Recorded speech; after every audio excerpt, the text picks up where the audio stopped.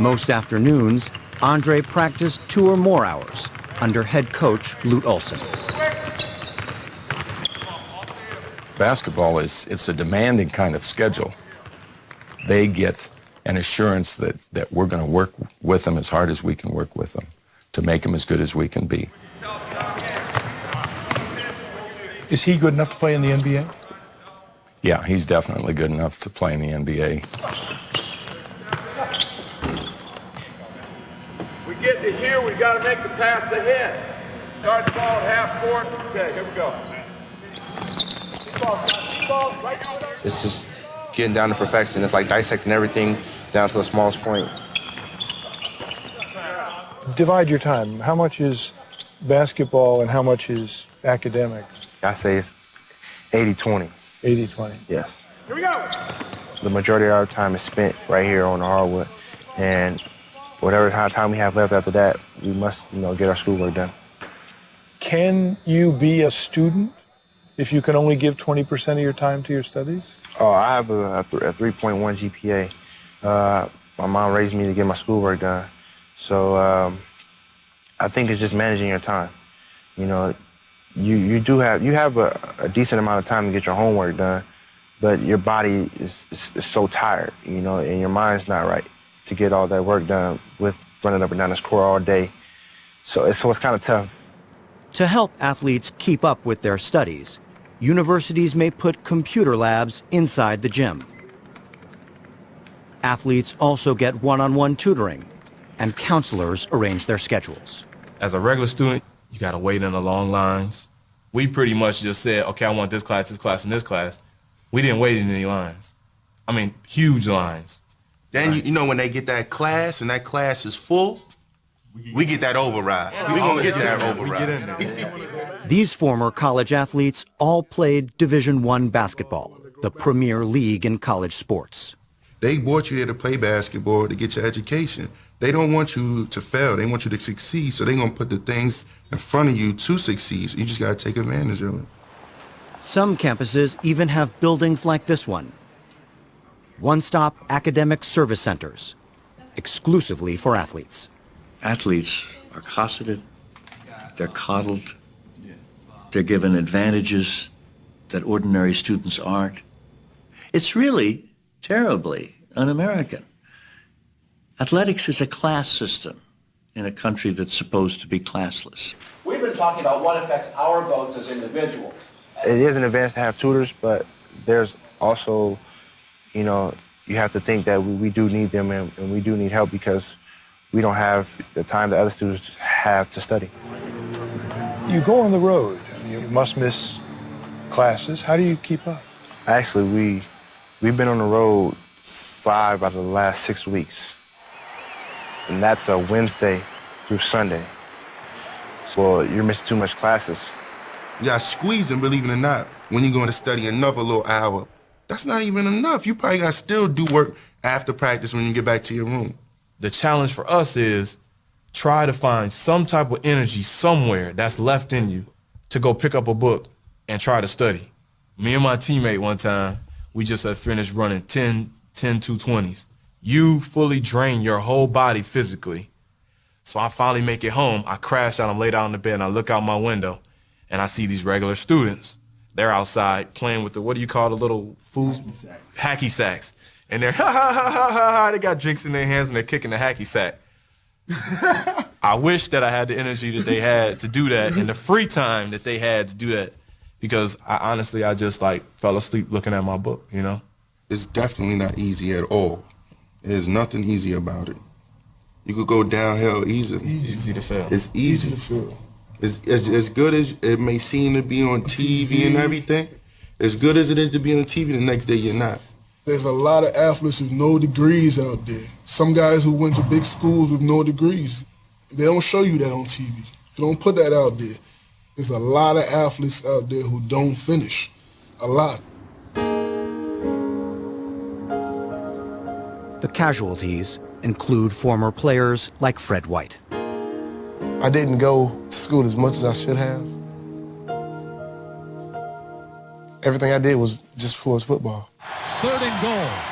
pass over the middle is going to be broken up, intercepted. White made the big plays at Tennessee. Still on his feet to the 20. But he found it easy to take shortcuts around his studies. I would go to the advisors, and they would give us a list of classes that we should take. And like I said, I would poll the guys and see which classes they thought were the easier ones for the fall. And I'd make a list myself and say, these are the classes I think I'm comfortable taking. At many big-time programs, players follow one another to the easiest majors. I know of an institution where it's physical education or communications, and in some instances, it's an outright fraud. Other shortcuts for athletes can lead to trouble. Some programs just give you 12 credits, so you could just, you pass those, and you're eligible for the next semester and the following semester and following semester. But at that rate, you're not on point to graduate. What happens when you hit the end of 4 years? Your career's over at the institution, and you don't have a degree. So you had this system. How well did it work out? It worked out pretty well. I mean, I was always at the point where I could get eligible for the next season. How much progress were you making toward graduating? At that time, it didn't matter. It didn't matter as far as graduating because I was, like I said, more focused on my goal of making to the NFL. White's teammate Billy Ratliff fell behind for other reasons. Injuries, it's tough. They killed me. They set me back a long way. I've had so many surgeries here. I've actually been paralyzed for about 13 hours. How many operations have you had? 9. Where? Knees, fingers, shin, ankles. You name it, I think I've had it. Did anyone ever say hang it up? Everybody. My mom, coaches. I couldn't do it. I mean, football, I just love it, man. It was fun. I mean, it was my passion. I loved it. But Ratliff's injuries took a toll on his studies. I had to drop all of my courses because I wasn't able to go to class. All the medication I was on, it wouldn't allow me to go to school. You were on medication. What did that do to you? I've heard stories where I would be hallucinating, I would be talking crazy or very mean to people and stuff like that. And I don't want to be like that because that's not who I am.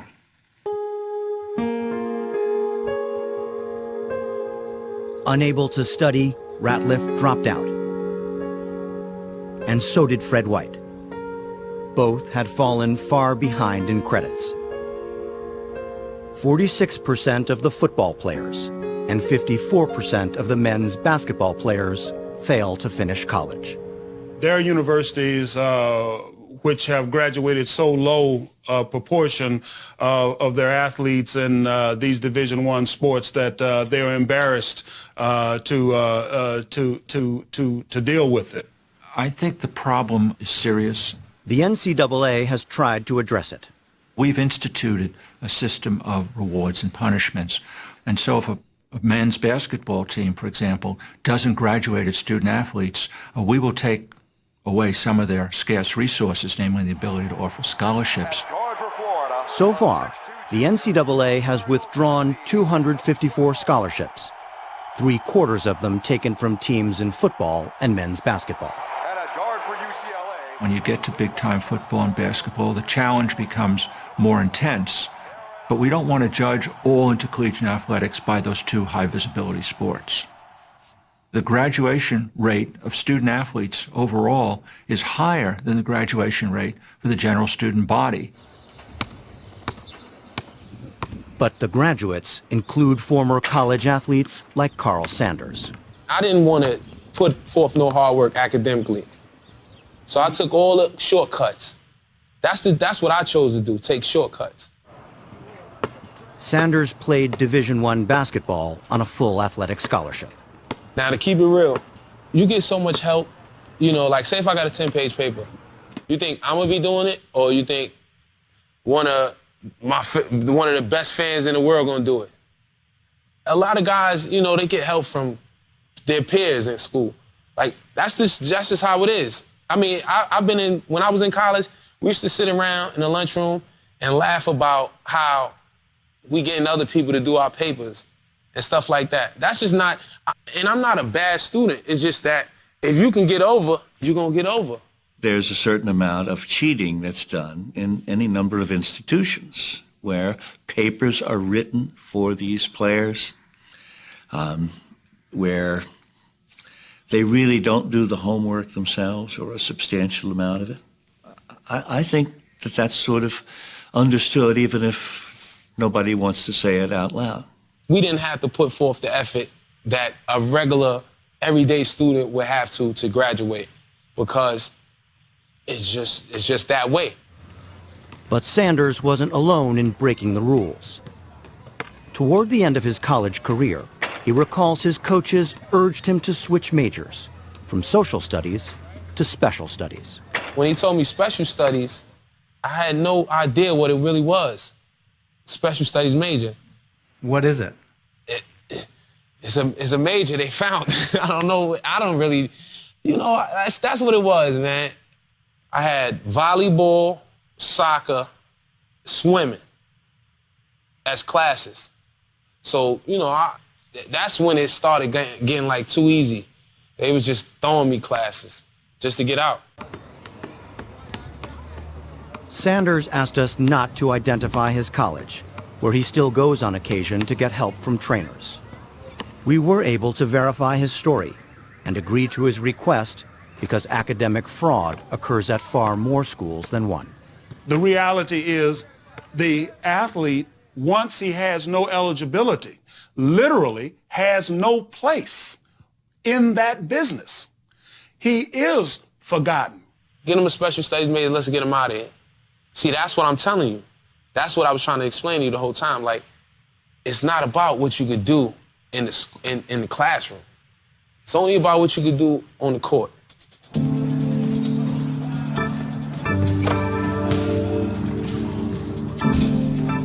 On the court at Arizona, Andre Iguodala knew what was expected of him. The reason why I'm here is to play basketball. But you say that. Does anybody say, hey, wait a minute, aren't you here to get an education? And that's also true, but if we didn't play basketball, we wouldn't be here, and that's just the reality you have to face. The main thing is we have to win on the basketball court. There's a tremendous tension between the academic and the athletic side. Too much money involved. The money is too big. The money got big when athletic departments struck out on their own. What people said was, it's terrible that all this money goes to sports. An athletic department said, you're absolutely right. We don't want to take any money away from our dear friends in the geography department. So what we're going to do is we'll separate ourselves from the university and be standalone. And of course, what that did was that gave them even more power. They made basketball and football bigger than ever.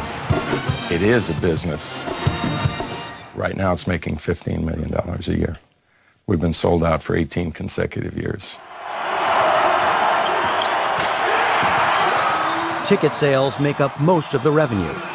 Let's take a look at the updated Pac-10 standings. But Arizona also earns $350,000 from TV rights.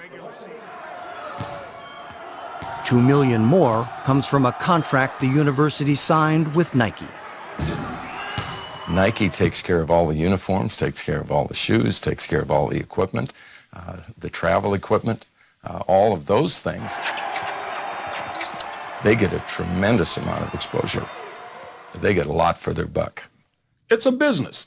It's a straight-up multi-billion-dollar business. It's no more a business than higher education itself. There are no owners or shareholders in college sports. The beneficiaries of the revenues that come into college sports are by and large the students who participate. But top-level coaches also benefit, earning nearly $1 million on average in football, $1.2 million in basketball. record salaries that do not include perks and endorsements. Arizona's deal with Nike includes $500,000 for Lute Olson. People make issues of that, but you know what? People who rail against it are people who really don't understand that we can't exist as a sports program anymore without help from the commercial end of it.